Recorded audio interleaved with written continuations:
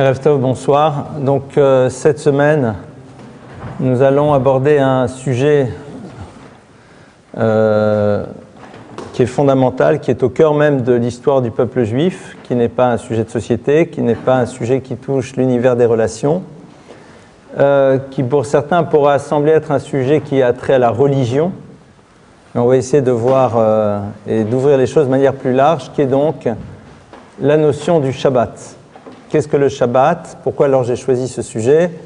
Vous savez que cette semaine, nous allons lire donc le texte dans lequel la Torah nous relate les 10 commandements, les 10 paroles exactement, Aseret Adibrot. Et au cœur de ces 10 paroles se retrouve donc le commandement qui a trait au Shabbat. Et nous savons que le Shabbat occupe dans l'économie de la vie juive une place prépondérante, une place centrale.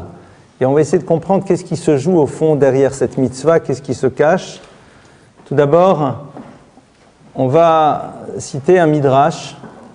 Le midrash dit la chose suivante, que lorsque Dieu créa l'univers, il inscrit le rythme de la nature dans l'univers du 7, et c'est entre autres la raison pour laquelle on se retrouvera avec donc cette semaine à 7 jours. Et dit le Zohar, dit l'enseignement de la Kabbale, chacun des jours de la semaine trouvera un associé avec un autre jour de la semaine. Et donc le Zohar crée un certain nombre de liens entre les différents jours de la semaine, mais le seul jour qui ne trouve pas d'associé sera donc le 7e jour, c'est-à-dire celui du Shabbat.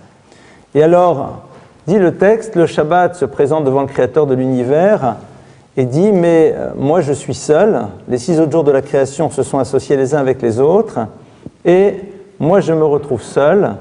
Et à ce moment-là, la réponse du Créateur de l'univers est la suivante, ton associé n'est pas dans les jours de la semaine, il est dans l'histoire, et son nom c'est Israël, le peuple d'Israël.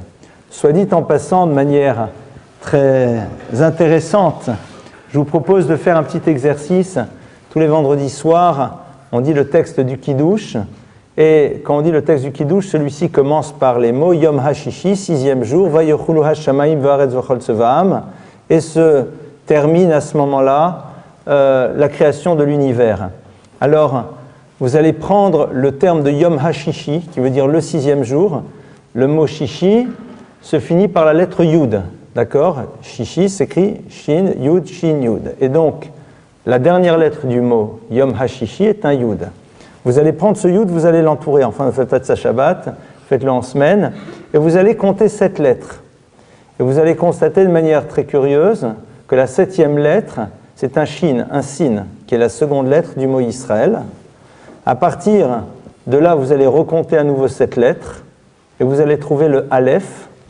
Vous recompterez à nouveau, vous trouverez la lettre Resh, vous compterez à nouveau 7 lettres, vous trouverez le Aleph, vous compterez à nouveau 7 lettres, vous trouvez l'Amed. Et donc de manière assez sympathique, on appelle ça de manière un peu codée, on retrouve donc à partir du Yom HaShishi, qui est le début du texte du Shabbat, le mot Israël qui est accolé complètement à ce texte avec cet intervalle régulier de 7 lettres entre les lettres qui composent le mot Israël. Ce qui est au passage, certains diront c'est un heureux concours de circonstances, n'est-ce pas, qui corrobore cet enseignement du Zohar, qui nous dit que donc l'associé par excellence du Shabbat, c'est Israël, donc que l'on retrouve arrivé donc dans ce texte à la fin. Mais ça c'est juste, on va dire, un petit bonbon, un petit supplément, c'est, comment ils appellent ça dans les films, c'est le bonus, voilà, ça c'est le bonus en plus, c'est pas ça l'essentiel. Vous savez qu'on considère d'ailleurs, je fais juste une parenthèse, que tout ce qui a trait à l'univers des gématriotes, c'est-à-dire donc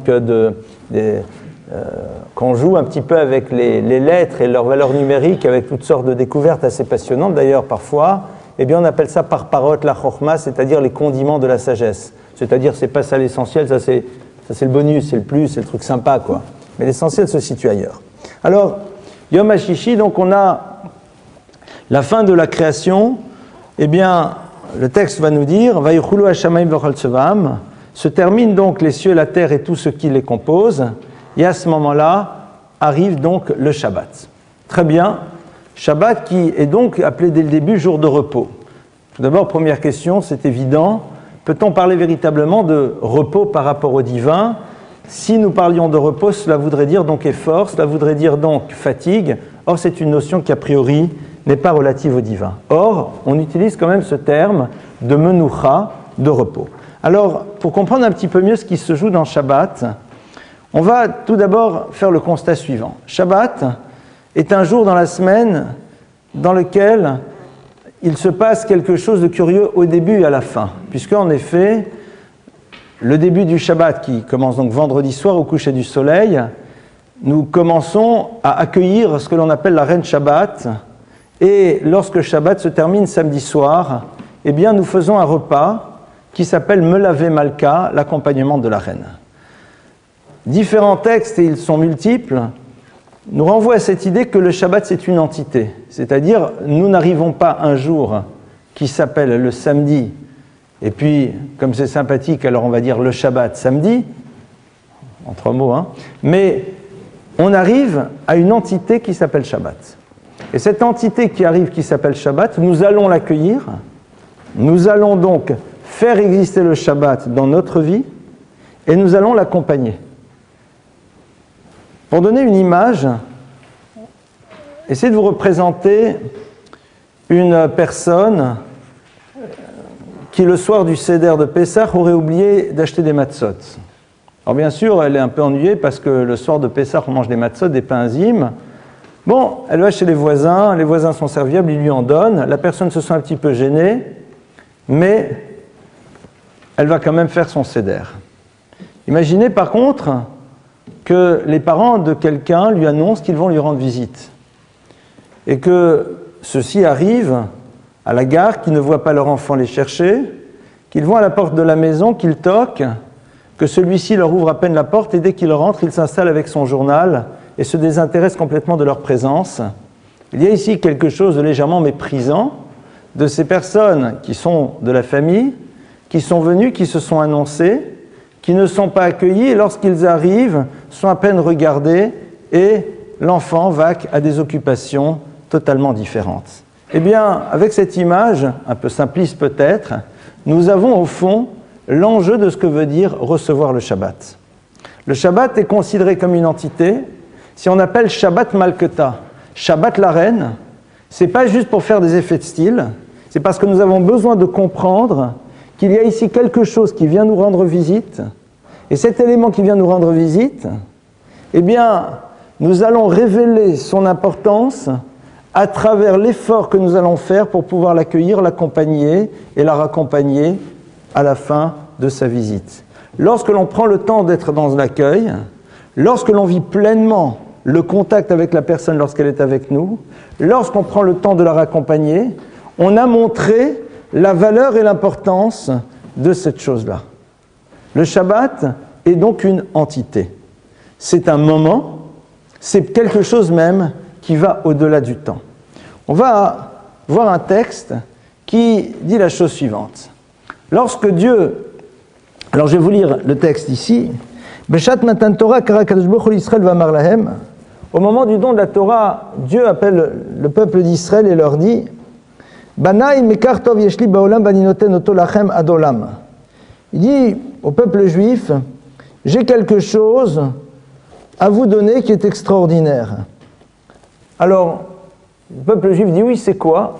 Il leur dit Zéolam Haba, c'est le monde à venir. C'est-à-dire le monde dans lequel, lorsque l'individu sera débarrassé de sa dimension physique, il jouira d'un plaisir infini. D'ailleurs, j'ai fait ma flangue à l'ourcher, comme dirait l'autre, j'ai dit il jouera parce qu'en effet, c'est aussi la notion du jeu. Jeu, J-E-U. Pourquoi? Parce que le jeu procure un plaisir en tant que tel, non pas juste à travers le fait qu'on réalise quelque chose, mais regardez un enfant jouer. L'enfant, au moment où il joue, il est en train d'avoir du plaisir parce qu'il est en train de jouer. Il ne produit rien. L'acte de jeu lui procure un plaisir. Akadosh Baruch Hu dit au peuple d'Israël, si vous êtes capable d'être à l'écoute de ma voix, je vous réserve quelque chose qui s'appelle Olam Haba, le monde à venir. Alors le peuple juif, vous comprenez bien qu'il ne tombe pas tout de suite dans la proposition. Il lui dit, fort bien, d'accord, mais qu'on le veuille ou pas, être à l'écoute de ta parole va créer un certain nombre d'exigences. Alors, est-ce qu'on peut quand même avoir une petite idée de ce que va représenter véritablement ce Olam Haba? Donne-nous quelque chose qui ressemble un tant soit peu à ce concept. Meshiv HaKadosh Baruch Hu Omer Lahem, Dieu leur dit, voilà, ce qui ressemble un tant soit peu au Olam Haba, Zé Shabbat, c'est ce jour que l'on appelle Shabbat. Alors, le Shabbat donc va être appelé Me'en Olam Haba, quelque chose qui ressemble un tant soit peu à la notion du Olam Haba. C'est quoi au fond la notion du Olam Haba? C'est quoi la notion du monde à venir? Le monde à venir, c'est l'univers dans lequel l'individu rentre dans le principe de la shlemut, c'est-à-dire de la complétude. Le moment dans lequel il n'y a plus de rupture à l'intérieur de lui-même, le moment où il vit en permanence dans un système d'harmonie. Le moment dans lequel chaque chose à sa place remplit sa fonction, et parce que justement chaque élément à sa place remplit sa fonction, il y a une harmonie générale qui se dégage et une harmonie personnelle parce que chacun se retrouve parfaitement là où il doit être. C'est un petit peu ce qui nous permet d'appréhender ce que veut dire l'harmonie. Essayons de réfléchir, qu'est-ce que pour nous un moment d'harmonie? Un moment d'harmonie, c'est le moment où on se sent bien exactement là où on est, dans l'environnement dans lequel on se trouve, en phase avec nous-mêmes, en adéquation profonde avec ce que nous ressentons. C'est ça un moment d'harmonie. Olam Haba, c'est cette dimension-là de manière constante. Pour pouvoir toucher au Olam Haba, il va falloir d'abord vivre l'expérience du Shabbat pour appréhender un tant soit peu ce que veut dire l'harmonie. Et pour cela, le premier élément sur lequel on va devoir réfléchir, c'est le fait que Shabbat, Dieu nous demandera de ne pas produire, d'arrêter d'être dans l'univers de la melacha, d'être dans l'univers de la réalisation. Pourquoi? Qu'est-ce qui se joue au fond dans cette dimension fondamentale de ne plus être dans l'univers de la melacha, d'être dans l'univers de la production? Alors, pour cela, voyons le texte. Le texte nous dit, lorsque Shabbat arrive, fais en telle sorte que Ilou kol melartecha suya, fais en telle sorte d'imaginer que la totalité de ton travail est déjà fait. Vous allez me dire, c'est un peu complexe. Arrive le Shabbat, vendredi après-midi en hiver, on sort en courant du travail, on arrive à la maison, on se précipite dans le Shabbat, et on nous demande maintenant de considérer que tous les stress que nous avions au bureau il y a quelques instants, que toutes les factures qui se sont accumulées, que le problème du conflit que l'on a avec X, Y et Z, tout ça a disparu. On nous demande de quoi? D'être schizophrène? Enfin, qu'est-ce qu'il faut faire? Comment on y arrive? Que Ilum Lartocha Suya, c'est à un moment accepter que je ne maîtrise rien. Décider que les choses sont déjà réglées alors qu'elles ne le sont pas, c'est me dire de toute façon, il y a quelque chose qui me dépasse et qui ne m'appartient pas dans la manière de résoudre les problèmes, dans la manière de gérer l'existence dans sa dimension complètement physique. J'interviens dans mon monde, j'agis et je fais un certain nombre de choses, mais quand arrive Shabbat, en m'arrêtant de produire, en considérant dans ma tête que plus rien n'existe, ce n'est pas du tout une forme on ne part pas dans un trip, on dit de toute façon, je considère que tout est réglé. En considérant que tout est réglé, je suis en train de me dire, de toute façon, les choses ne dépendent pas totalement de moi. Donc, on rentre dans un univers dans lequel on construit un véritable contact avec le créateur de l'univers. Parce que le contact avec Akadosh Baruch Hu, il se construit à travers la capacité que l'on a d'accepter le fait que, de manière ultime, tout dépend de lui. En acceptant que tout dépend de lui, on crée un lien permanent. Et Shabbat, au moment où Shabbat arrive, c'est exactement ce que nous sommes en train de dire. J'arrête de produire, ce que j'ai produit va suffire, et de toute façon, l'histoire ne m'appartient plus, elle est quelque chose qui ne dépend pas exclusivement de moi. Donc, on rentre dans une relation différente au monde et aux choses. Et c'est en cela où le Shabbat déjà nous nourrit, parce qu'à partir du moment où l'on accepte que de toute façon les choses ne dépendent pas totalement de nous, alors on vit de manière beaucoup plus sereine les choses. Lorsque quelqu'un pense que tout dépend de lui, Alors il est en permanence dans l'angoisse de savoir s'il a fourni tous les efforts nécessaires, s'il a fait tout ce qu'il faut pour que ça marche. Et si ça ne marche pas, il va falloir trouver un coupable qui seront soit les autres, soit ses propres incapacités. Lorsqu'arrive Shabbat, l'homme est en train de se dire, de toute façon, il y a une partie qui ne m'appartient pas.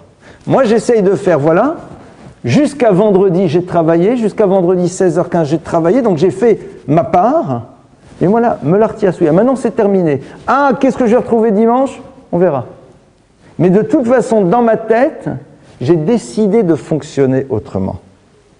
Et c'est en cela où Shabbat, déjà, commence en premier lieu à nous nourrir. L'univers du Shabbat va se subdiviser dans deux dimensions. Dans la dimension de ce que l'on appelle Zachor et dans la dimension de ce que l'on appelle Shamor.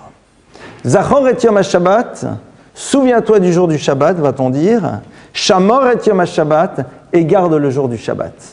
Double dimension, celle de la Shmira, qui est celle de créer une vigilance pour ne pas être dans un univers de production, et celle de la Zechira dans laquelle nous allons faire un certain nombre de choses pour nous rappeler ce que veut dire véritablement Shabbat. A priori, on ne voit pas l'intérêt.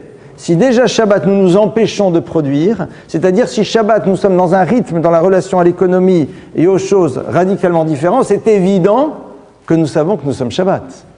Je ne suis pas en train de cuire, je ne suis pas en train de conduire, je ne suis pas en train de faire toutes sortes de choses, donc c'est évident que je suis dans Shabbat.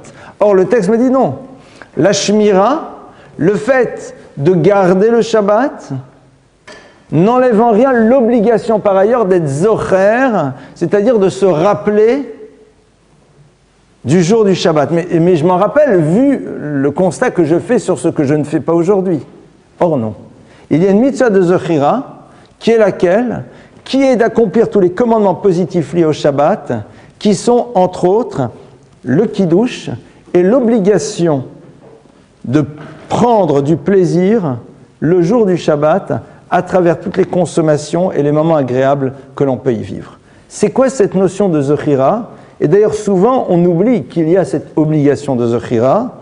Et qu'est-ce qu'elle veut dire? Alors, est-ce que l'idée, c'est que Shabbat, il faut se faire un bon couscous ou un bon tchoulent, suivant les origines? Qu'est-ce qui se joue là-dedans? Si on a l'impression qu'il y a quelque chose qui, brusquement, est un petit peu surprenant là-dedans. C'est un peu réducteur. On est déjà dans l'univers de la spiritualité. On est dans l'univers dans lequel la relation au monde et au divin est radicalement différente. On est dans le Olam Haba, et puis ça y est, là maintenant, on rentre dans les recettes de cuisine, ça a l'air d'être presque trivial. En vérité, il y a un texte qui va encore plus loin. Il dit « Kol ha'me'aneg et ha-Shabbat, zoche v'nochel nachala beli metzarim » Cette personne-là a le mérite d'avoir et d'hériter quelque chose, beli metzarim, qui est sans limite. Ça veut dire quoi?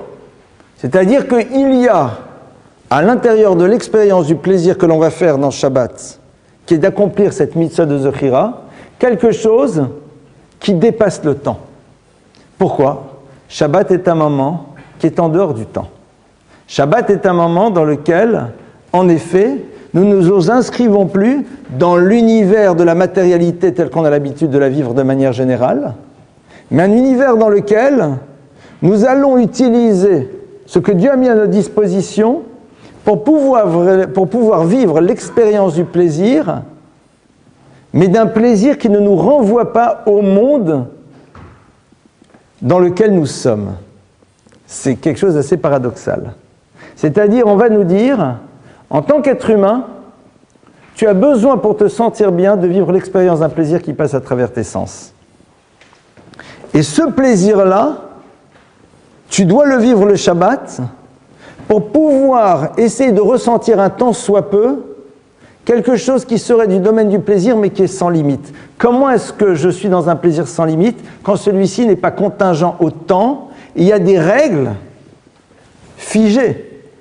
Dans ce monde-ci, pour pouvoir vivre un plaisir matériel de manière constante, il faut que je m'investisse, il faut que je produise, il faut que je fasse un certain nombre de choses. Et donc, il y a toujours un moment d'arrêt, puisque entre le moment de plaisir et le moment du nouveau plaisir, il va falloir que je m'investisse pour pouvoir me donner le moyen de vivre le nouveau plaisir. Shabbat, on me dit non. Shabbat, on me dit, en vivant ce plaisir, tout en sachant que tu ne peux produire, tu essaies de t'imaginer qu'est-ce qu'un plaisir qui est sans limite, parce que n'ayant pas besoin de t'investir pour pouvoir ressentir à nouveau une expérience de plaisir. Et donc c'est la raison pour laquelle cette notion de Zachor est si fondamentale. Elle est fondamentale parce qu'elle va nous permettre de toucher un tant soit peu l'univers du plaisir dans lequel je ne me pose pas la question et de demain, comment ça va se passer et comment je vais faire pour qu'il y en ait encore. Ça, c'est ce qu'on doit vivre pendant une période de 25 heures. Pendant 25 heures, on doit toucher du doigt cet univers dans lequel la préoccupation de ce que l'on doit investir pour pouvoir vivre les choses n'est pas présente. Pourquoi ? Parce que ce n'est pas juste que l'on ne produit pas, mais le texte va plus loin. Il nous dit « Mimtso chevtsecha vedaber davar ».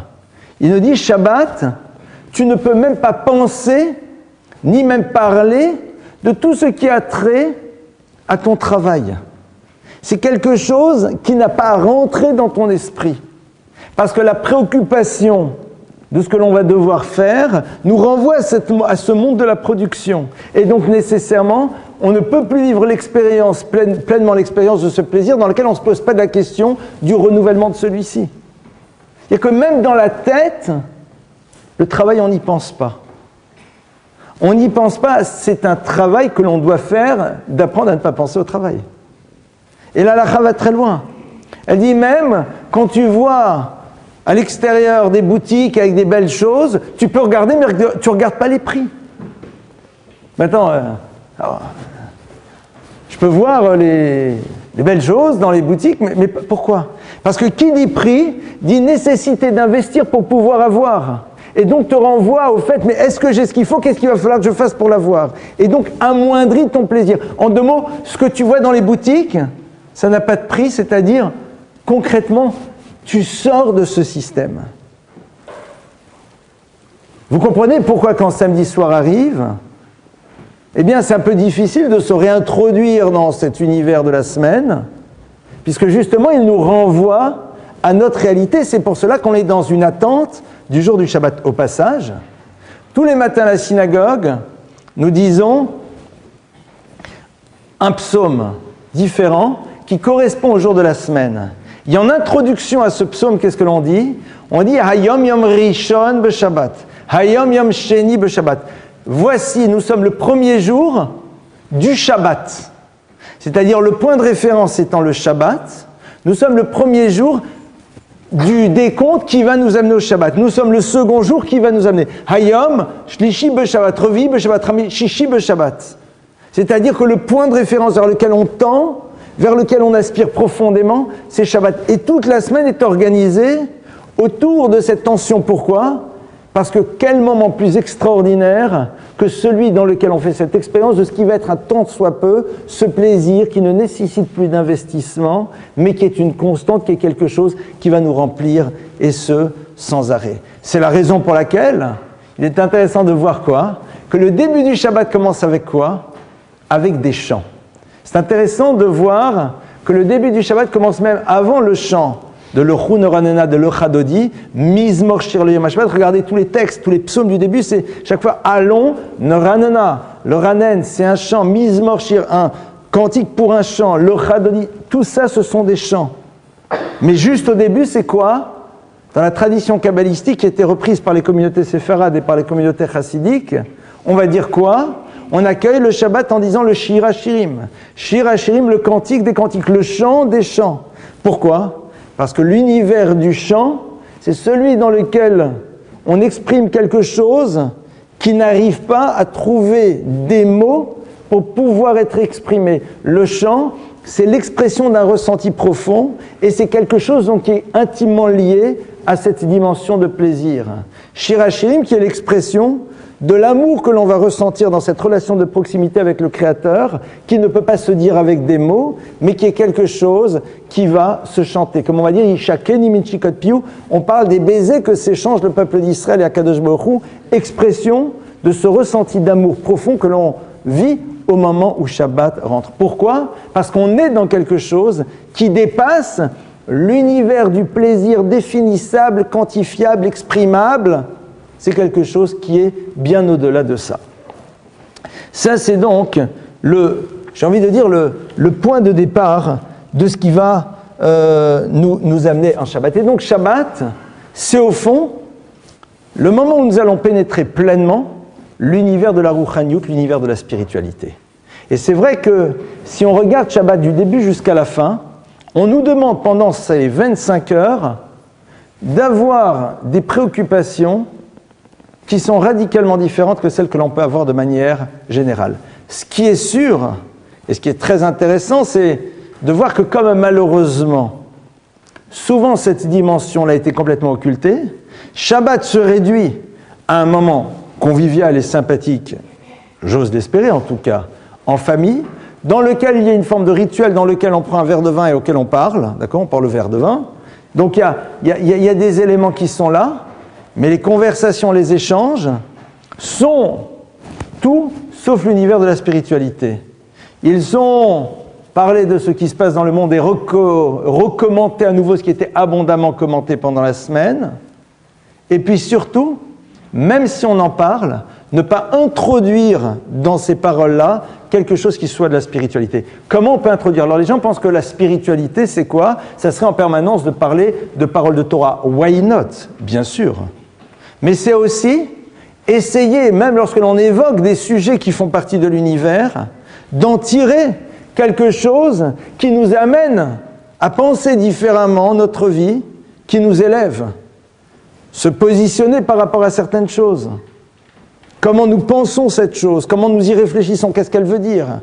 Ramener même les événements qui ont pu avoir lieu dans la semaine et dont on peut éventuellement parler à une réflexion sur la manière dont la Torah voit les choses. Ce n'est pas juste un moment de convivialité, c'est un moment d'élévation. Et c'est vrai que lorsqu'arrive Shabbat, on dit Ba'a Shabbat Ba'a Menoucha. Quand Shabbat arrive, c'est la notion de la Menoucha. Menoucha, c'est quoi? On a vu, traduit au début par repos, mais j'ai envie d'aller plus loin. La notion de Menoucha, c'est une certaine forme de sérénité. Vous savez, on est dans un rythme, et puis à un moment, tout s'arrête. Regardez d'ailleurs la fébrilité de la veille de Shabbat, et puis à un moment, l'heure est là, on allume les bougies, ça y est. Tout s'arrête, le rythme est radicalement différent, on ne peut plus rien produire, on se pose, on prend le temps de se retrouver, et à partir de cela, on va apprendre aussi à retrouver les autres. Par quoi que Shabbat commence?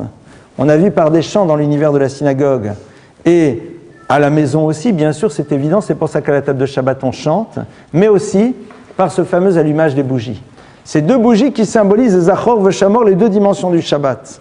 Il y a à la fois celle de le proclamer, de s'en rappeler, et en même temps Shamor, le fait de le garder, c'est-à-dire le fait de préserver cette dimension particulière de cette journée. Le moment dans lequel on reçoit cette reine, on reçoit la personne que l'on aime le plus, et donc à ce moment-là, vous imaginez bien qu'on se débarrasse de tout ce qui peut empêcher un contact avec cette personne. Essayez d'imaginer un khatan et une kala, un fiancé et une fiancée, après leur mariage, dans ce que l'on appelle Cheder HaYichud, la chambre dans laquelle ils s'isolent pour la première fois. Après la choupa, ils se retrouvent. Ils ont enfin cette liberté de se retrouver dans une certaine proximité. Vous imaginez, c'est un moment beau, c'est un moment fort, c'est un moment particulier. Et à ce moment-là, que se passe-t-il? Le portable du khatan sonne, il prend le portable, il dit à Kala, excuse-moi, c'est mon meilleur copain. J'ose pas imaginer la suite. Quand arrive Shabbat, c'est exactement la même chose. C'est Cheder Yichud. On est nous, la famille, Akadosh Baruch Hu, notre famille élargie, nos amis, point. Ça y est, personne ne fait intrusion. On est ensemble. On est ensemble. Ça y est, l'univers extérieur reste à l'extérieur. Il est à l'extérieur. Si vous êtes médecin urgentiste et de veille et de garde, bon, mais en dehors de ces cas extrêmement définis par la halakha, le monde extérieur reste à la porte. On prend le temps justement de se retrouver pour pouvoir encore mieux aller à la rencontre de cet univers lorsque l'on sort de Shabbat. Pourquoi? Parce qu'on s'est revivifié, on s'est construit, on a approfondi notre identité, donc on arrive dans ce que nous sommes réellement lorsque la semaine s'ouvre vers l'univers dans lequel nous allons nous retrouver. Nous reprenons le temps de nous retrouver nous-mêmes pour que ce soit un nous-mêmes qui soit face au monde que nous allons rencontrer dans la semaine. Il est évident que si on laisse pénétrer l'univers extérieur pendant Shabbat, c'est répondre à son portable et regarder son ordinateur alors qu'on est avec sa kala l'un face à l'autre. Il y a quelque chose de grotesque, il y a quelque chose qui au fond montre qu'il n'y a rien qui se joue véritablement ici. Et ça, c'est ce que on fait au moment où on allume des bougies. Pourquoi ? Parce que les bougies, au fond, permettent de régler une question se pose beaucoup de personnes. Mais Shabbat, on ne peut pas ceci, et on ne peut pas cela, et on ne peut pas, et on ne peut pas. La lumière de la bougie, elle éclaire parce qu'il y a justement de la matérialité qui disparaît. La lumière du Shabbat, c'est tout simplement cette huile d'olive ou cette cire qui, en disparaissant, permet justement à la lumière d'exister. Si elle ne fondait pas, si elle ne disparaissait pas cette matière, c'est dans la disparition de la matière qu'émerge justement cette lumière. Cette lumière qui à la fois permet de voir et qui nous renvoie aussi à la capacité de savoir, parce que cette lumière c'est aussi du feu, d'apprendre que dans la vie, eh bien, il faut savoir être aussi à la bonne distance de tout. Parce que la lumière, le feu, est quelque chose dont il faut savoir être à la bonne distance. Si on est trop loin, ça ne produit pas l'effet que ça doit nous apporter. Si on est trop proche, cela peut nous faire du mal. Le Shabbat, c'est le moment dans lequel on reprend le contact avec le monde de la matière. Et on réalise qu'en le faisant disparaître un petit peu, c'est-à-dire en arrêtant de vouloir créer, c'est là où on se situe à la bonne distance. C'est là où on donne à cette matérialité la place qu'elle doit avoir. Pas trop et pas suffisamment peu, exactement au bon endroit. Il y a les 6 jours de Maasé, il y a les 6 jours de création, c'est sûr. Mais c'est extraordinaire de voir que c'est comme ça, parce que justement, attendez, mais en ne faisant pas, on manque, au contraire.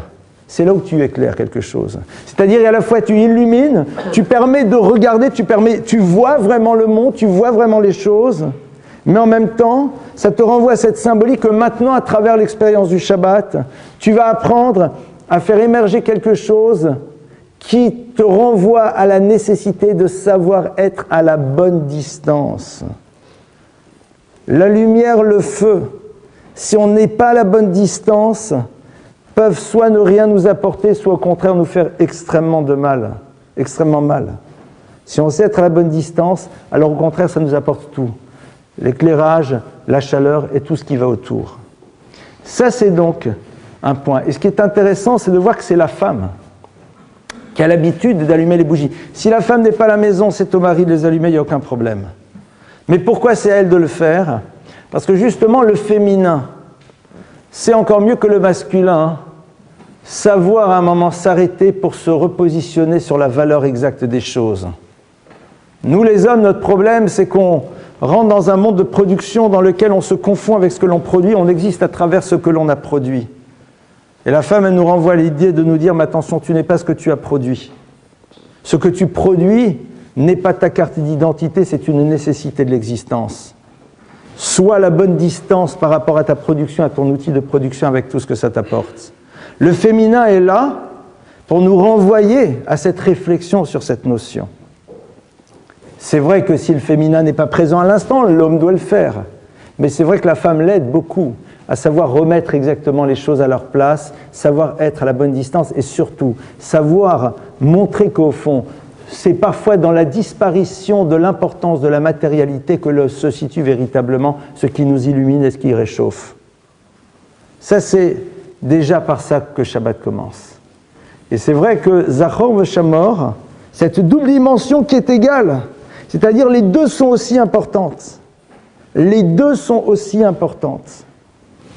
Après, on rentre dans Shabbat et on dit Shalom Aleichem. Shalom Aleichem, j'ai entendu un jour un enseignement absolument merveilleux de la rabbinite Young Rice, qui était venue à Paris il y a plusieurs fois. La rabbinite Young Rice, vous savez, qui est une ancienne de Bergen-Belsen, et qui a dit une phrase extraordinaire. Elle a dit, c'est curieux, Shalom Aleichem. Elle a dit Shalom Aleichem. Alors là, on parle aux anges. Shalom Aleichem, Que la paix soit sur vous, Malaché Hacharet, Malaché Shalom, anges qui servent, anges de paix. Mais j'ai quand même envie de citer son enseignement parce que elle dit c'est curieux quand on rencontre les gens, les individus, c'est la même phrase qu'on leur dit. Si demain je rencontre une personne que je n'ai pas vue et qui arrive de quelque part, que je ne connais pas, que je connais comme vous voulez, cette personne est seule. Et je lui dis Shalom Aleichem, que la paix soit sur vous. Il ne s'agit pas ici du vouvoiement de la politesse. On devrait dire normalement Shalom Alecha, que la paix soit sur toi. Or là on dit Shalom Aleichem, que la paix soit sur vous. Et de manière merveilleuse, la Rabbanit Grace disait, parce que lorsque tu salues quelqu'un, tu ne salues pas juste la personne, mais tous ceux qui lui ont permis d'être là. Shalom Aleichem, que la paix soit sur vous. Ses parents, ses grands-parents, ses arrière-grands-parents. Tous ceux qui ont fait en telle sorte que tu puisses être là aujourd'hui, que tu puisses entendre ces mots et que ces mots fassent résonance. Quand rentre Shabbat, on dit aussi Shalom Aleichem. Alors on dit Shalom Aleichem aux anges, mais on dit aussi Shalom Aleichem à tous ceux qui nous permettent justement de pouvoir encore prononcer ces paroles, c'est-à-dire tous ceux qui se sont battus, pour faire en telle sorte que nous ayons encore envie de les dire, ces mots, et qu'ils fassent écho et qu'ils aient du sens. Et même si parfois certaines parenthèses ont eu lieu dans notre histoire, il est évident que si nous nous retrouvons à dire de nouveau ces mots-là, c'est que quelque part dans une histoire bien plus ancienne, on a fait ce qu'il faut pour que malgré les parenthèses, on se retrouve à cet instant T. Shalom Aleichem Malaché Hacharet. Pourquoi? Pour qu'on accueille Malaché Hacharet, Malaché Elyon, les anges de paix. Parce que Shabbat, en effet, on se renvoie l'idée suivante, c'est qu'il y a autour de nous un univers non visible mais ô combien présent, et auquel nous allons maintenant essayer d'être attentifs. Ce premier univers, ce n'est pas juste l'univers de la spiritualité pure, c'est tout ce que les autres dégagent que nous n'avons pas le temps d'appréhender dans la semaine. Shalom Aleichem. Les malachim, ce sont les énergies divines qui sont présentes dans le monde et que nous allons essayer de percevoir. Mais avant de voir même ces énergies, il y a aussi tout ce que les autres dégagent, tout ce que les autres sont que l'on n'a pas réussi à prendre le temps de voir et de découvrir en semaine. Pourquoi c'est à ce moment-là? Agmara nous dit qu'au moment où on fait Kiddush le vendredi soir, dans ce verre de vin, on a l'habitude de regarder, on essaye de voir se refléter dans ce verre de vin les bougies qui ont été allumées. C'est quelque chose d'après la Kabbale, c'est pas obligatoire. Mais en tout cas, en regardant ce verre de vin qui est à l'entrée du Shabbat dans lequel on va sanctifier le Shabbat, dit le Talmud, on retrouve 1/500e de l'acuité visuelle que l'on a perdue en semaine. Ça veut dire quoi? Alors, citons-le, Lévinas donne et propose à un moment cette explication qui est fort belle et qui est au fond évidente, une fois qu'on l'a dite. C'est que le rythme de la semaine nous permet, malheureusement, nous empêche de voir pleinement les univers qui sont autour de nous. Ce 1/500e d'acuité visuelle que nous avons perdu dans la semaine, c'est peut-être justement ce que l'autre dégage, ce que l'autre exprime, mais que nous n'avons pas pris le temps de percevoir, de voir et de ressentir. Au moment où commence Shabbat, au moment où justement nous cassons ce rythme, au moment où justement nous avons accueilli les malachim, à ce moment-là, on retrouve cette sensibilité pour pouvoir percevoir et à la fois cette dimension spirituelle au niveau des anges, mais en même temps ce que les autres aussi, à l'image des anges dégagent, comme énergie, ce qu'ils sont dans l'univers du non-visible, mais qui est bien présent pour arriver à le capter, à le percevoir. Ça se passe bien sûr autour d'une table, ça se passe autour d'un rythme dans lequel le rapport au temps n'est plus le même, ça se passe dans un univers dans lequel on construit la quiétude et la sérénité. C'est pas simple. Shabbat, c'est quelque chose qui se prépare. Shabbat, c'est quelque chose qui s'élabore. Shabbat, c'est quelque chose qui se construit. J'aime beaucoup l'histoire suivante, qui est une histoire vraie, d'un maître qui, les vendredis après-midi, avait l'habitude d'ouvrir certains livres de commentaires, de réflexions sur le Shabbat, sur ce qu'on allait lire le lendemain à la synagogue, et donc lisait un certain nombre d'histoires ou d'autres choses. Et alors les élèves ne comprenaient pas ce que le maître faisait, lui disaient « mais que fais-tu » Et il disait « vous savez, Shabbat, mon épouse, se consacre à faire en telle sorte qu'il y ait cette expérience de plaisir à travers la consommation, comme on a vu un petit peu qu'est-ce qui se joue dans ce plaisir qui est l'idée du plaisir dans lequel on n'est pas obligé d'investir, mais qui serait sans limite.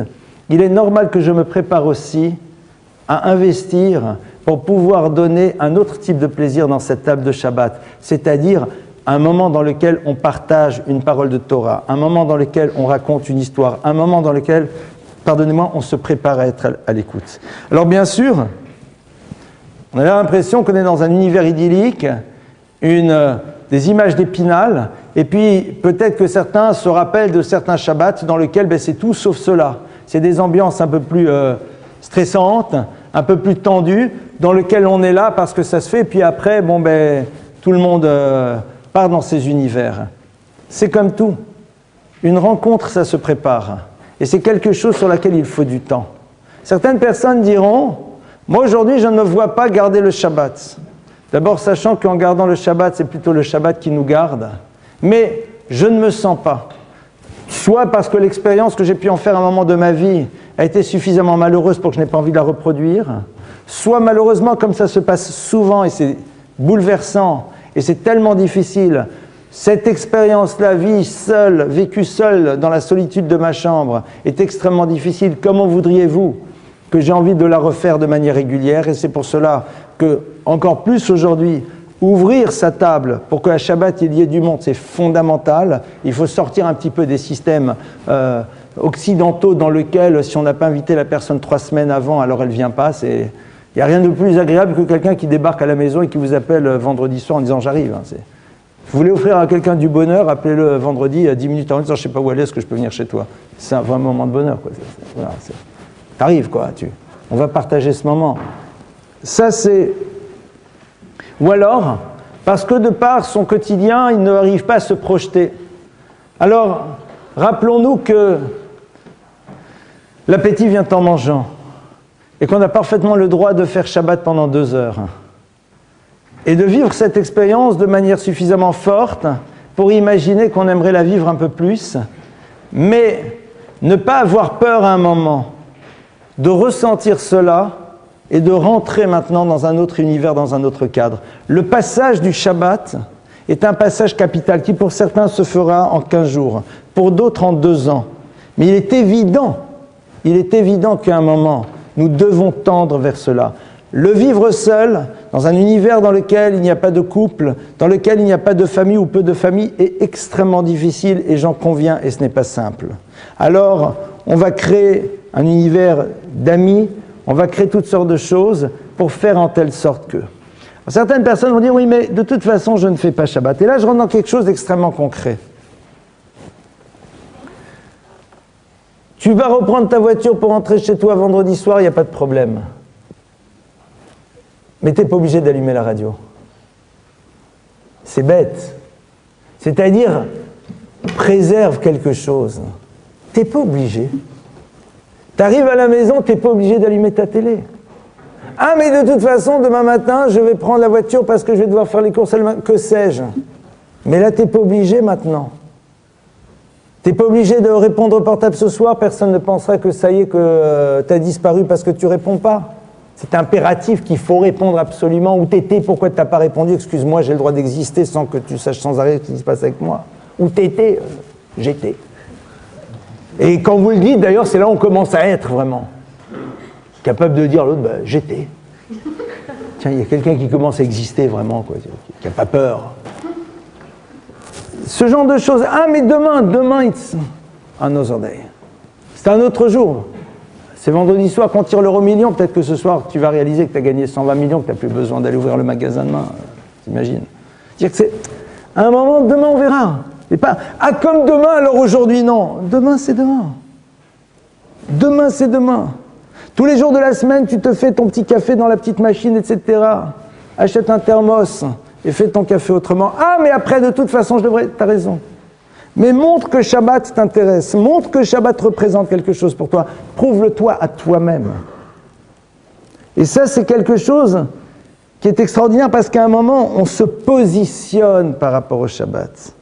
On se positionne. Alors bien sûr, et je vais conclure là-dessus avant de passer aux questions, pour beaucoup, Shabbat a été souvent vécu comme quelque chose de pas très sympathique et de pas très digeste, et pas juste de par les surcharges pondérales qui peuvent s'opérer au cours de ces fameux repas de Shabbat, mais parce que beaucoup ont vécu Shabbat comme étant des synagogues qui s'éternisent, des maris qui rentrent et qui mangent et qui dorment et qui repartent à la synagogue, et des choses comme cela. C'est vrai. Shabbat, ça se prépare. Il y a un programme de Shabbat. Shabbat, on a son programme. C'est le jour dans lequel, eh bien, on décide peut-être de ne lire que des choses qui nous concernent et pas le dernier biba et autres closers et ambiances du même genre.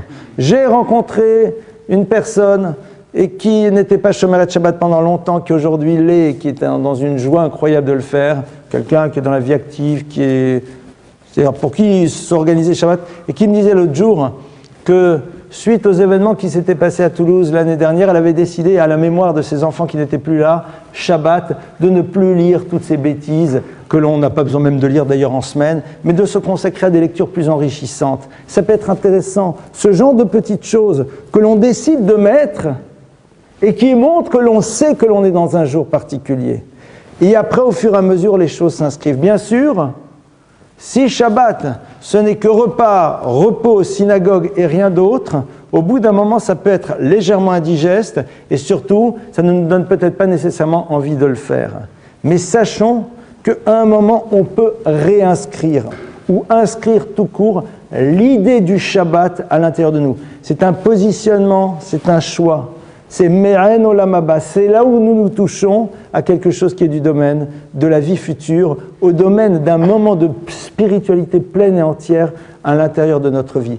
Quand vous allez en Israël et que vous allez dans des villes comme Bnei Brak, Kiryat Sefer, qui sont des villes qui s'arrêtent au moment du Shabbat, ce sont des expériences extraordinaires. Ce sont des univers dans lesquels on découvrira sûrement des choses qui nous déplaisent, il n'y a aucun problème, aucun système n'est parfait. Mais apprenons à voir d'abord les choses qui vont pouvoir nous nourrir et pas les choses qui nous empêcheront de voir ce qui pourrait nous nourrir. D'accord ? Vous avez une première sonnerie, comme à l'époque du temple de Jérusalem. On sonnait pour dire aux gens, attention, Shabbat arrive. Et puis là, vous voyez encore quelques voitures qui passent rapidement dans les rues, une seconde sonnerie, et une ville entière s'arrête ou revit. Alors, ce sont des images fabuleuses. Bnei Brak est une ville dans laquelle il y a des dizaines de milliers d'enfants. Vous voyez dans les rues sortir des milliers de personnes, d'enfants, qui se promènent, qui vont à la synagogue, des petites filles qui se promènent entre elles, qui discutent, etc. On vit 25 heures en dehors du temps. Vous sortez le soir, les gens se promènent, vous entendez ça chante ici, ça chante là. C'est une ville entière. Bnei Brak, c'est presque 100 000 habitants. Vous avez aussi certains quartiers de Jérusalem, mais dans cette ville à Bnei Brak, c'est encore plus perceptible. Il y a quelque chose d'assez... C'est une ville, en même temps, une forme de grand village. Ressentir un petit peu. Et après, vous savez à quoi on se rend compte que samedi soir est arrivé ? C'est incroyable, à l'odeur de l'essence des premières voitures qui roulent. C'est incroyable comment ça purifie l'air, techniquement parlant. Pendant Shabbat, samedi soir, vous sentez que Shabbat a redémarré. On sent déjà l'odeur de la pollution qui rémerge. Pendant 24 heures, il n'y a plus de pollution. Alors bien sûr, c'est pas toujours quelque chose d'idyllique. Chacun a pu vivre aussi parfois des expériences shabbatiques qui n'ont pas été les plus merveilleuses qui soient. C'est vrai. Mais ne prétextons jamais des expériences de ce type pour ne pas retenter de le vivre et de le créer comme nous-mêmes, nous allons pouvoir le ressentir.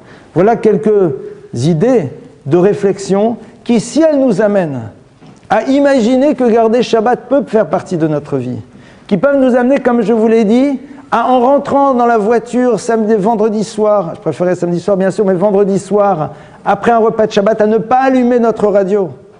Et à décider que le portable peut rester éteint jusqu'à demain matin, ou alors se dire, au fond, ce magazine, je le lirai un autre jour. Ça serait déjà extraordinaire. Ça serait déjà extraordinaire parce que ça prouverait que pour nous, l'idée du Shabbat veut dire quelque chose. Le Chafetz Chaim, un jour, s'est retrouvé avec quelqu'un qui était commerçant et qui lui a dit, Rav, je ne peux pas garder le Shabbat, c'est pas possible, etc.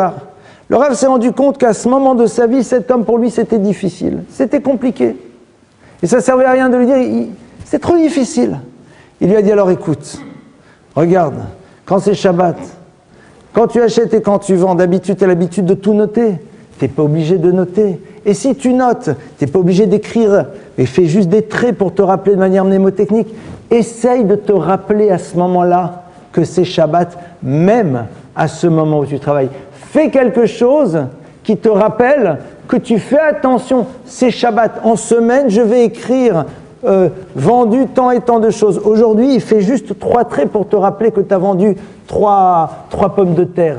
ne serait-ce que faire cet effort va te rappeler qu'au fond tu es dans un jour particulier et tu ne peux pas t'imaginer ô combien déjà tu t'inscris déjà dans l'idée et le concept du Shabbat pour par la suite arriver à le vivre pleinement. Et après c'est comme tout. Vous savez, c'est comme l'engagement dans le couple, c'est une fois qu'on a décidé de le faire et de faire en telle sorte que ça marche, avec des difficultés, avec des efforts, avec des moments qui ne sont pas simples, avec des moments de ce que vous voulez. Mais une fois qu'on a fait ce choix, qu'on s'est positionné, les choses vont et avancent. Voilà un petit peu quelques idées que j'avais envie de partager avec vous sur cet univers du Shabbat, qui est un univers merveilleux, qui est un univers que le juif doit découvrir pleinement, qui appartient au clan d'Israël, qui est le cadeau qu'Akadosh Baruch Hu nous a fait. Alors essayons un tant soit peu d'ouvrir le paquet, et même si on n'arrive pas à prendre tout le cadeau à la fois, au moins prenons-le petit à petit pour au fur et à mesure reconstituer la totalité du puzzle.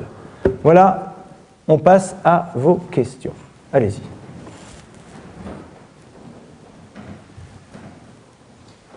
Pas de questions? C'est beau? Oui.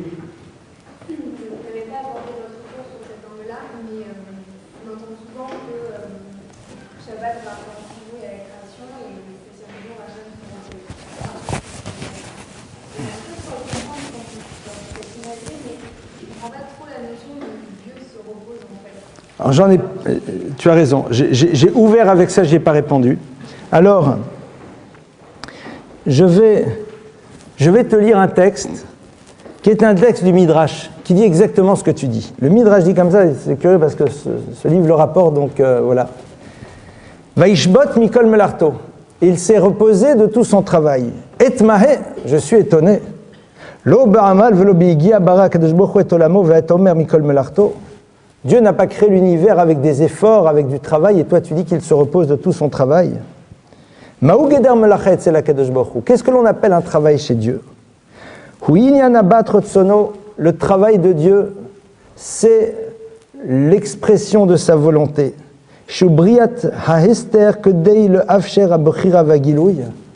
est la création d'un univers dans lequel les choses sont cachées pour pouvoir nous permettre à un moment de faire un acte de libre arbitre et de le retrouver.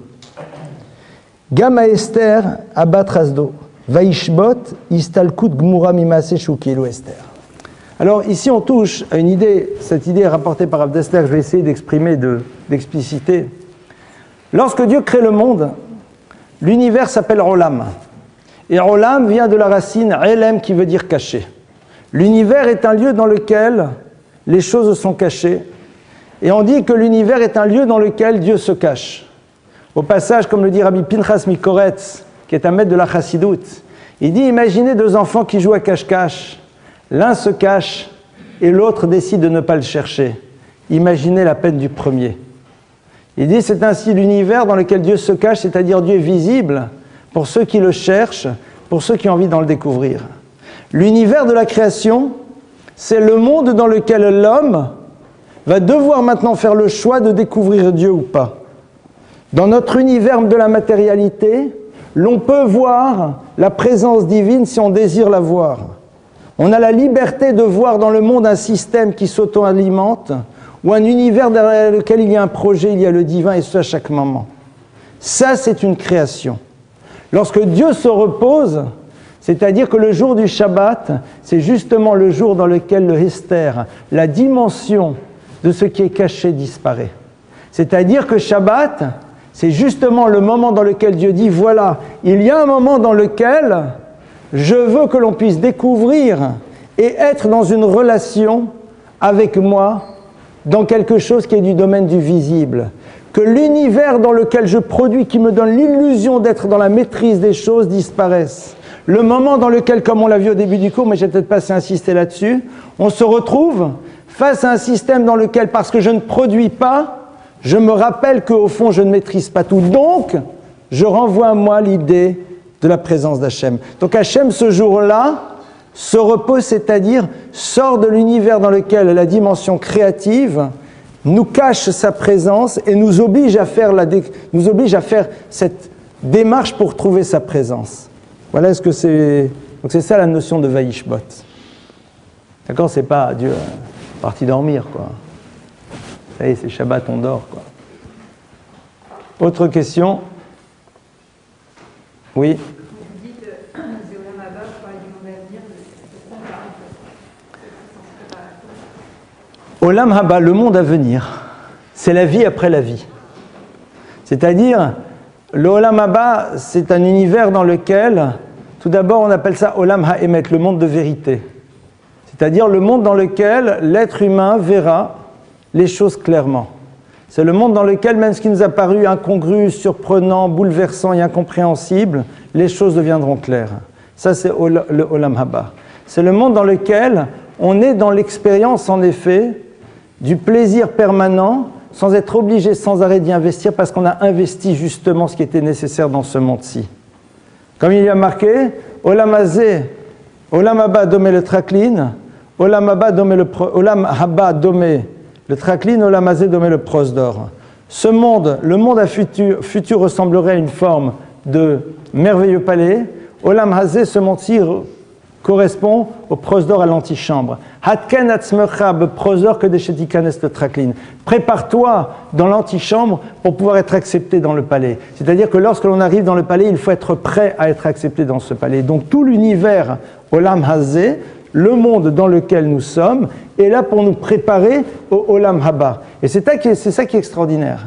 C'est que dans ce Olam Hazeh, on nous laisse toucher un petit peu de ce que c'est ce Olam Haba pour avoir envie d'y accéder et rendre tellement plus facile ce que nous allons être obligés d'investir pour pouvoir y accéder par la suite. Et surtout, n'oubliez pas, et je crois qu'il y a quelque chose ici qui est fondamental, avec le Shabbat, si on comprend, si on rentre dans l'esprit du Shabbat, même si on ne le garde pas pour l'instant totalement, mais si on comprend l'esprit du Shabbat, si on a envie d'arriver un jour à le garder pleinement, alors c'est le rapport au monde qui n'est plus le même. C'est le rapport aux choses, à l'importance que représentent certaines choses qui n'est plus le même, qui n'a plus la même valeur pour nous.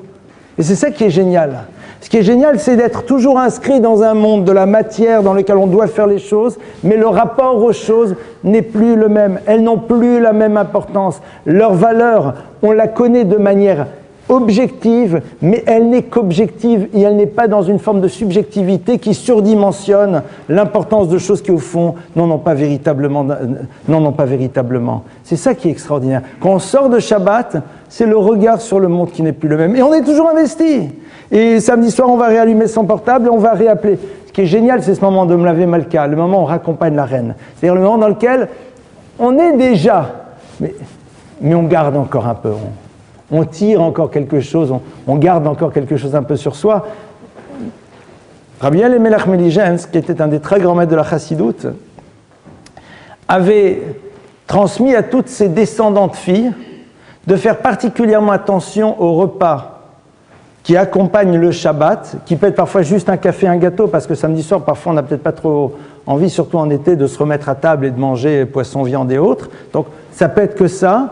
Mais il avait dit à toutes ses descendantes filles, particulièrement, de faire attention à consommer ce repas. Je le sais d'autant plus parce que mon épouse fait partie de ses descendants, et donc il disait, c'est pour vous aussi l'assurance d'accoucher de manière facile. Et je me suis toujours demandé pourquoi il disait ça. Au passage, ce qu'il a dit se réalise chez toutes celles qui descendent de lui, c'est incroyable. Pourquoi ? Parce que tout simplement, le moment où l'on accompagne le Shabbat, c'est le moment dans lequel l'individu dit « je veux toujours rester dans cette dimension qui n'est pas soumise aux contingences du temps, aux contingences de la vie ultramatérielle, même si on est dedans. » Et donc, quelque part, il y a des contingences parfois très physiques, et entre autres au niveau du féminin, voilà, donner la vie, c'est un processus qui est le même pour tout le monde. Il dit, mais si tu fais Mlavé Malka, alors oui, bien sûr, globalement, ça sera comme tout le monde, mais ça sera peut-être un tout petit peu plus facile, un petit peu plus rapide. C'est-à-dire, ça sera quelque chose qui n'obéira pas totalement, absolument, complètement aux règles. Un zeste en moins. Pourquoi ? Parce que justement, tu veux prolonger cette dimension dans laquelle on est encore un petit peu à l'extérieur du monde, totalement de la matière exclusivement dedans. C'est-à-dire, c'est un petit peu là où les choses peuvent se jouer. Oui. C'est pas une question en fait, je voulais partager avec vous d'autres personnes. Des autres personnes. Vous parliez de lumière tout à l'heure, et en fait, hier, j'ai vu une représentation qui s'appelle Chaim à la lumière d'un violon. Et on voit bien cette scène de Shabbat où pendant la Deuxième Guerre mondiale et les temps très durs et les pogroms et tout ce qu'on connaît, où comment les gens se réunissaient pour sauver ce moment du Shabbat. Et c'est une représentation très très touchante. C'est l'histoire de Chaim Lipski, un grand violoniste, qui s'est sauvé grâce à la musique, au violon. Et c'est en ce moment où j'ai pas d'action plutôt. Non, mais c'est très bien de faire partager, au contraire. C'est entre le théâtre et l'opéra. C'est très beau moment de musique et on comprend la lumière de l'être humain juif au final, au-delà du Shabbat. C'est sûr, vous avez des choses à partager. C'est vrai que le lien entre les deux, c'est fondamental. D'ailleurs, à travers ce que tu dis, c'est vrai, bon, il y a des histoires qui sont très très bouleversantes. Je ne vais pas vous les raconter, si vous les lisez, ça fait monter des larmes. Mais c'est-à-dire que même ma mère m'a raconté que pendant la Shoah, quand ils étaient en fuite, d'accord, comment ils ont réussi à respecter pendant toute la Shoah le Shabbat et les fêtes. Elle a raconté comment, perdus, cachés, dans la peur de la milice, de la Gestapo, Shabbat arrivait, le moment où on chantait, le moment où on tournait autour de la table, etc. Parce que dans certaines familles, on se prend la main et au moment de Shalom Aleichem, on tourne, on danse autour de la table. Enfin, la famille fait une ronde. C'est-à-dire ces moments-là dans lesquels, après le repas de Shabbat, c'était pas grand-chose. Et encore, dans pas grand-chose, il y a grand-chose. Mais malgré tout, quelque chose de particulier. C'est-à-dire, et même dans les camps, combien de personnes me racontaient, elles ne sont pas des centaines, mais certaines me racontaient comment en semaine, ils gardaient un tout petit peu de leur ration pour avoir quelque chose en plus, l'Ichvot Shabbat, en l'honneur du Shabbat. C'est-à-dire garder ce petit plus, comment ils essayaient avant Shabbat de se laver un peu plus, de faire un petit peu plus. Pourtant, pourquoi ? Pour garder intacte cette dimension-là et la préserver autant que faire se peut. Et c'est vrai, c'est un peu dur ce que je vais dire. Alors je ne vais pas le dire par rapport au Shabbat. Je vais le dire tel que je l'ai dit un jour à des étudiants à qui on parlait de la Torah et des mitzvot et qui me disaient, oui, vous comprenez, mais parfois c'est un peu compliqué, on parlait là-bas des téphilines. Et je leur ai dit, vous savez, désolé, je vais vous dire une phrase un peu dure. Lorsqu'un jour Dieu nous demandera et vous demandera pourquoi tu n'as pas mis les téphilines tous les jours, tu lui diras, tu comprends Hachem, c'était compliqué le matin, il fallait que je me lève, la fac, le truc, le machin. À la limite, avec Dieu, tu pourras t'arranger. Mais aux centaines et aux milliers de Juifs qui, tous les jours, au péril de leur vie, dans les camps et ailleurs, ont mis les téphilines, à eux, tu diras quoi ? À eux, qu'est-ce que tu auras à répondre ? À Dieu, tu pourras gérer, mais à eux, ils diront, moi, je les ai mis. Et mon maître en fait partie, et j'en connais personnellement d'autres, qui, au péril de leur vie, pendant toute la Shoah, ont mis parfois un téphilin ici, parfois un téphilin là, parce que mettre les deux, ça prenait trop de temps pour les se faire avoir. À eux, tu diras quoi ? C'est difficile la réponse. Idem pour Shabbat. Pourquoi tu n'as pas essayé de faire un petit peu plus ? Là on a essayé de faire ce qu'on pouvait. Tu as vu le monde dans lequel tu es ? Tu commandes Shabbat chez le traiteur, tu vas là, etc., etc. Tu ne te poses pas la question de savoir si tu auras de quoi manger, mais juste qu'est-ce qu'on va manger si j'ai le bon vin ? Ah, mais c'est trop difficile. Il faut parfois, de temps en temps, se remettre face à certaines réalités et savoir remettre les choses à leur place. Alors bien sûr, ce n'est pas ce qui nous permettra toujours de faire les choses du jour au lendemain. Mais de temps à autre, ça nous permet aussi de revoir un petit peu cette idée de l'effort. Et de se dire, au fond, ça va, on n'est pas si mal lotis, et on peut se permettre quand même de faire un petit effort et d'essayer d'être un petit peu plus demain que ce que l'on a été aujourd'hui. On n'y arrivera sans doute pas du jour au lendemain, c'est possible. Mais au moins, inscrivons-nous dans cette dynamique, ça ne fera pas de mal, et on pourra les regarder de manière belle, les yeux dans les yeux, et pas peut-être un petit peu de temps à autre se cacher parce qu'on ne saura pas quoi leur répondre. Je ne suis pas trop adepte de cette manière d'amener et de proposer de s'ouvrir à quelque chose parce que ça serait un moment jouer un tout petit peu avec une certaine forme de culpabilité, on frôlerait peut-être les limites d'une certaine démagogie. Mais je vous fais confiance pour entendre ces paroles au second degré, c'est-à-dire que chacun soit capable de se poser la question par rapport à lui-même et de savoir quelles sont les conséquences qu'il peut en tirer à l'intérieur de sa propre vie. Voilà, ça c'est... Je vous laisse cette liberté de savoir écouter et traduire les choses au second degré. Oui ? Je sais pas bien que vous faites la mesure de Zachor, du Shabbat. Alors, j'ai pas trop été loin. Zachor, c'est donc le proclamer. Et le proclamer, c'est à travers justement le kiddush, l'allumage des bougies, le repas, les chants, voilà, toutes les choses qui sont positives. Et Shamor, c'est tout ce qui a trait à préserver, donc à travers de ne pas produire. Oui? La Gemara contredit là, la Torah. Beaucoup des 10 commandements, par exemple, faire Shabbat tous les humains, tous les animaux de la planète. Alors? On a l'obligation de les convertir et de leur faire respecter. Alors non. Alors très bien, je te réponds. Alors tu as... La Gemara aussi, c'est détruire une partie de l'humanité en refusant de les convertir. Rabbi, c'est bon, t'as posé, laisse-moi parler maintenant, si ça ne te dérange pas. Appuyer bien sur Ouais, t'as appuyé. détruis-le. C'est la Gemara. Alors, Je résume la Gemara. d'accord. Compréhension. Alors, très bien. Ils font pas Shabbat, ils seront, je sais pas quoi, s'ils font Shabbat. Alors, là... On entend beaucoup, hein. Mais t'as parlé, maintenant c'est à moi de parler. Ah, c'est gentil, merci. Donc, alors, quand Shabbat... Non, c'est moi qui m'occupe, rassurez-vous, tout va bien.